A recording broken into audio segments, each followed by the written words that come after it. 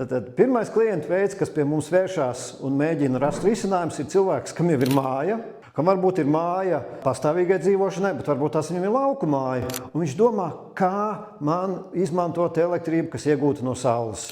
Un tad sākās šis process ar to, mēs izstāstam, kādas ir iespējas, kādas ir izmantojamās tehnoloģijas un ar kādiem, finanšu līdzekļiem tas viss ir saistīts. Otrā klientu grupa, kas pie mums vēršās, ir cilvēki, kam jau kaut kas jau ir kādu brīdi strādājošs, un viņš vēlas papildināt savu sistēmu, uzlabot to. Varbūt papildus paneļus un arī akumulators. Bet te ir atkal jāuzmanās to, ka šī papildināšana atkal ir saistīta ar tādām tehniskām niansēm, ka jebkurus paneļus pie jebkuriem paneļiem nedrīkst likt. Ja panelis ir uzlikts pirms 5 gadiem, tad tādi paši līdzīgi paneļi, ja tiek izmantots tas pats invertors, mēs nevarēsim pielikt. Mums ir jāmeklē un jāskatās un jāpiemeklē pēc tehniskiem parametriem ļoti līdzīgi paneļi, kas ir diezgan liels izaicinājums. Un tad atliek vai nu nomainīt invertoru, tad mēs varam izmantot arī vecos un jaunos paneļus, bet ja mēs izmantojam esošo sistēmu, tāda ir jāizmanto, kā es iepriekš minēju, ļoti līdzīgi paneļi. Un te ir bieži vien